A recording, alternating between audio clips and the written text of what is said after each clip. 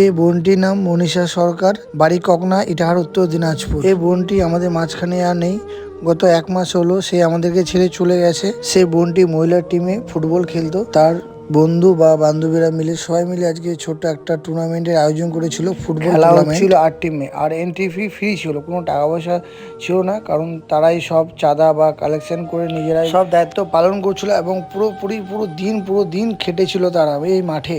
ওরা খেটেছে এবং গ্রামের লোকও প্রচণ্ডভাবে পুরো সাহায্য করেছে তাদেরকে, কারণ মহিলারা তো সব কিছু পারে না। সে কারণেই ছেলেদেরকেও কিছু দায়িত্ব দেওয়া হয়েছিল, যেমন কৃষ্ণ ছিল বা আরও অন্য কেরাও ছিল, সবাই মিলে একসাথে ছিল তারা। তারপরে দেখা গেলো এক ভাইরাল বয়ের সাথে, যে সেও খেলা দেখতে আসছিল। সে চোখে দেখতে পায় না, কিন্তু তবুও সে খেলা দেখতে আসছে মনে আনন্দে। একে অনেকজনই চিনবে আশা করি, কারণ তার ভিডিও খুবই এখন বর্তমানের দিকে ভাইরাল চলছে। আমিও সেভাবে চিনতাম না, কিন্তু এখন খুবই ভিডিও ভাইরাল চলছে বলে আমিও ওকে চিনি মোটামুটি।